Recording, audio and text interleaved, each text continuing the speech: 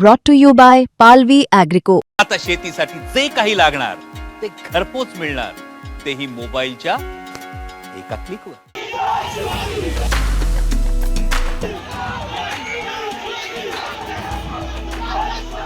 टिपू सुलतानवरून महाराष्ट्रात हा असा वाद सुरू आहे. भाजप आणि काँग्रेस दोन्ही पक्षांचे कार्यकर्ते आमने सामने आलेत. नेत्यांकडूनही एकमेकांना घेरण्याचा प्रयत्न सुरू आहे.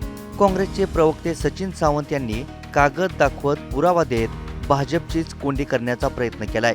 एक भली मोठी पोस्ट लिहित सचिन सावंतांनी भाजपच्या बदलणाऱ्या भूमिका लोकांसमोर मांडल्यात. सोशल मीडियावर केलेल्या पोस्टमधून सचिन सावंत नेमकं काय म्हणाले ते पाहूयात.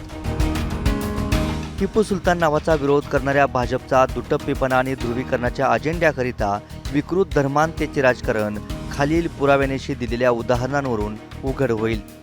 पहिला मुद्दा, 2012 मध्ये अकोला महानगरपालिका स्थायी समिती सभागृहाचे नाव शहीदे वतन शेरे म्हैसूर टिपू सुलतान ठेवण्याचा ठराव भाजपानेच मांडला. सूचक होते माजी महापौर आणि सध्याचे भाजपाचे अकोला महानगर प्रमुख आणि माजी महानगर भाजप अध्यक्ष विजय अग्रवाल.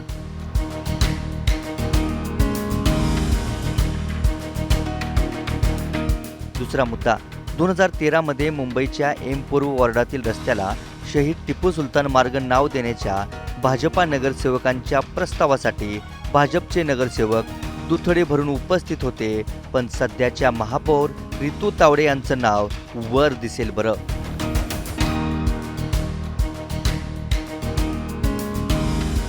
तिसरा मुद्दा, 2001 मध्ये अंधेरी पश्चिम येथे शेरे म्हैसूर टिपू सुलतान मार्ग नामकरण भाजपचे माजी खासदार गोपाळ शेट्टी यांच्या उपस्थितीत आणि भाजप नगरसेवकांच्या मांदियाळीत ठराव एकमताने मंजूर झाला होता.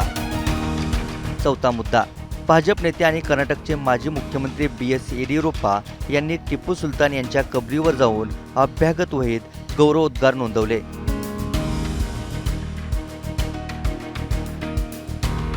मुद्दा पाचवा, 2017 मध्ये कर्नाटक विधानसभेत राष्ट्रपती रामनाथ कोविंद यांनी टिपू सुलतानकरिता गौरवोद्गार काढले होते.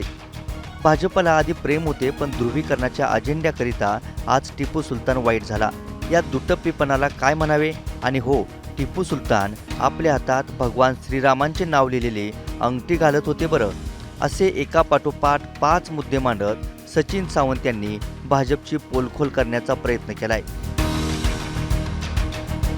गेल्या काही दिवसांमध्ये महाराष्ट्रातील मूलभूत प्रश्नांऐवजी अशाच धर्माच्या आणि भाषेच्या मुद्द्यांभोवतीच राजकारण रंगताना दिसतंय. आता टिपू सुलतानच्या मुद्द्यावरून पुन्हा एकदा हिंदू मुस्लिम विषयावरून पुन्हा वार पलटवार होण्याची शक्यता नाकारता येत नाही.